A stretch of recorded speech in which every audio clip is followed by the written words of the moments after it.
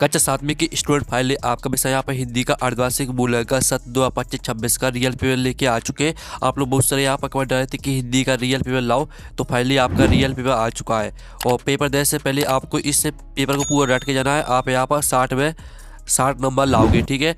तो वीडियो को लाइक जरूर कर लीजिए, ठीक है। आपको वीडियो को लाइक कर लेना और चैनल को सब्सक्राइब कर लीजिए, क्योंकि आपको यहाँ पर कक्षा 7वीं के सभी विषय के पेपर मिलेंगे, ठीक है।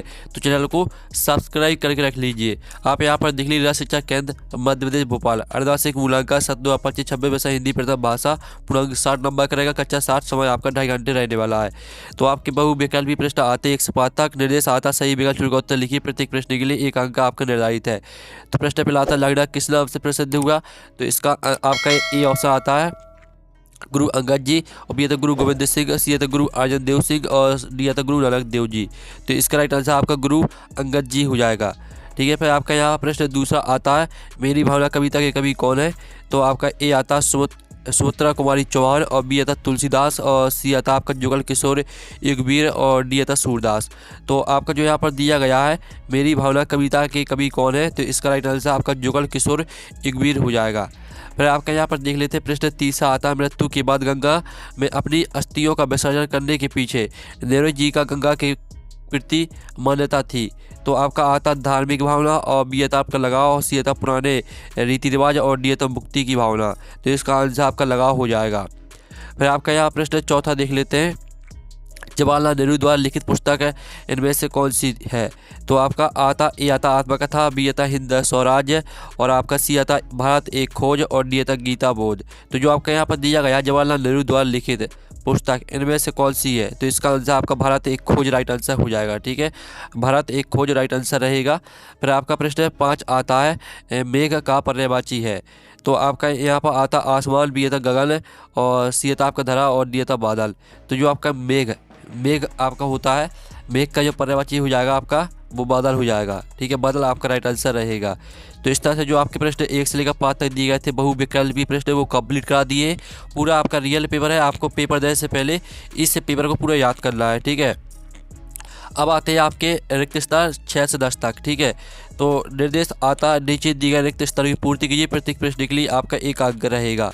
तो प्रश्न 6 आता सामाजिक समस्या समानता पर आधारित भाव है, ठीक है। समानता आपका रहेगा 6वें का आंसर, ठीक है। आपका यहाँ पर लिखा भी हुआ है समानता।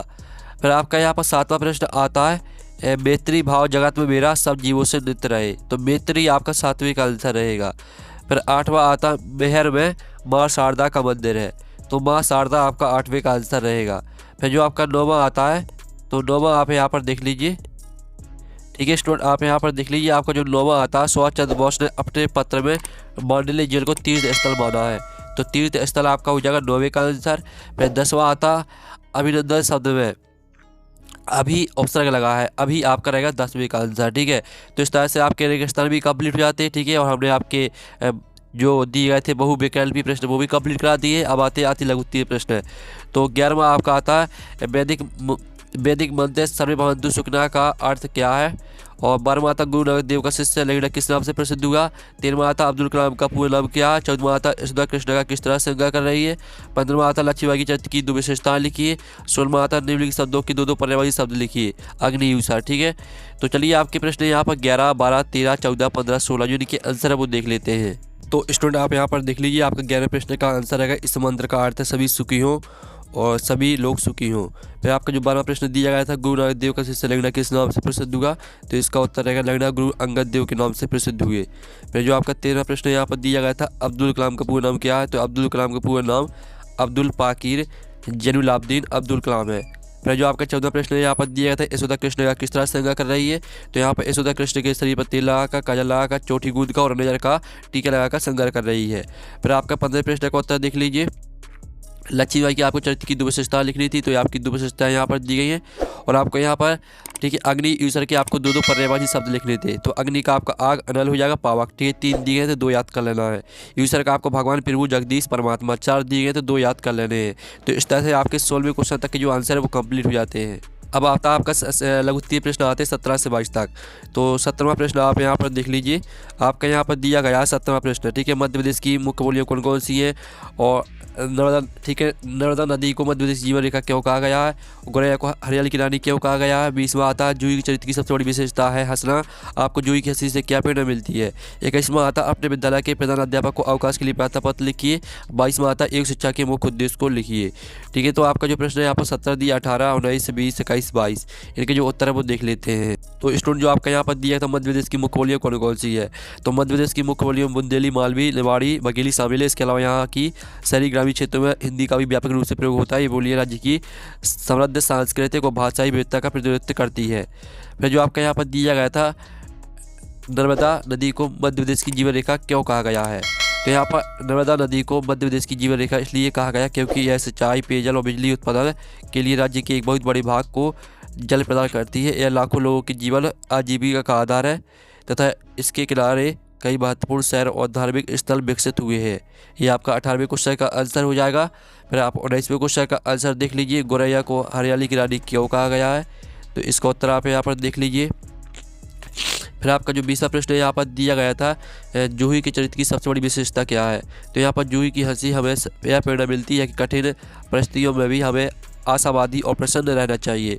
उसकी हंसी जीवन की चुनौतियों का सामना सकारात्मकता और उत्साह के साथ करने का संदेश देती है, उभरने की शक्ति देती है। यहाँ तक पूरे याद कर लेना है।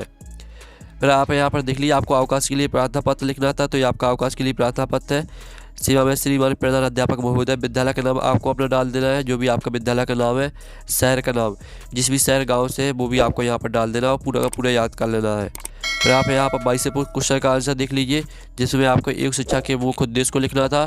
तो शारीरिक स्वास्थ्य, मानसिक शांति, नैतिक व आत्मिक विकास, तीनों हेडिंग को पूरा कंप्लीट याद कर लेना है। तो इस तरह से आपके 22वें क्वेश्चन तक के जो आंसर है वो हो जाते हैं। फिर आपके यहाँ पर आते हैं द्विगुत्तीय प्रश्न है, ठीक है। 23 से 26 तक आपके द्विगुत्तीय प्रश्न आते हैं। 23वां आता है चंद्रगुप्त विक्रमादित्य इतिहास में क्यों अमर है।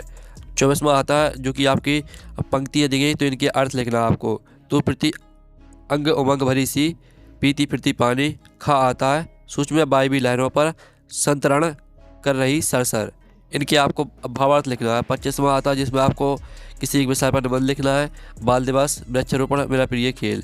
और 26वें प्रश्न में आपको पद्यांश की संदर्भ प्रसंग व्याख्या लिखनी है, ठीक है। तो चलिए आपके 23 से 26 तक के आंसर देख लेते हैं। तो आप यहाँ पर देख लीजिए, आपका 23वें क्वेश्चन का आंसर रहेगा, तो इसका आप स्क्रीनशॉट ले लीजिए। और जो आपका 24वां प्रश्न दिया गया था जिसमें आपको पंक्तियों के भावार्थ लिखने थे, तो ये आपकी पहली पंक्ति का भावार्थ दिया गया है, दूसरी पंक्ति का भावार्थ दिया गया है। फिर आप यहाँ पर देख लीजिए 25वें प्रश्न में आपको निबंध लिखना था, तो ये आपका वृक्षारोपण पर निबंध दिया गया। पहले तो आपको प्रस्तावना हेडिंग याद करनी है और फिर आपको वृक्षों का महत्व, इस हेडिंग को पूरा याद कर लेना है, ठीक है। और फिर आपकी तीसरी हेडिंग आती है वृक्षारोपण की आवश्यकता, इस हेडिंग को पूरा याद कर लेना है। उपसंहार, इस हेडिंग को भी पूरा याद कर लेना है। और 26वें क्वेश्चन का आंसर देख लीजिए, इसमें आपको पद्यांश की संदर्भ प्रसंग व्याख्या लिखनी थी, तो ये आपका पहले तो संदर्भ देख लीजिए, प्रसंग और फिर व्याख्या देख लीजिए। इस तरह से जो आपका हिंदी का पेपर वो कंप्लीट हो जाता है और पूरा आपका यही पेपर आएगा। तो वीडियो को लाइक कर लीजिए, चैनल को सब्सक्राइब कर लीजिए। आपको सभी विषय के पेपर इसी चैनल पर मिलेंगे, तो चैनल को सब्सक्राइब करके रख लीजिए। तो नेक्स्ट वीडियो मिलते, थैंक्स फॉर वॉचिंग।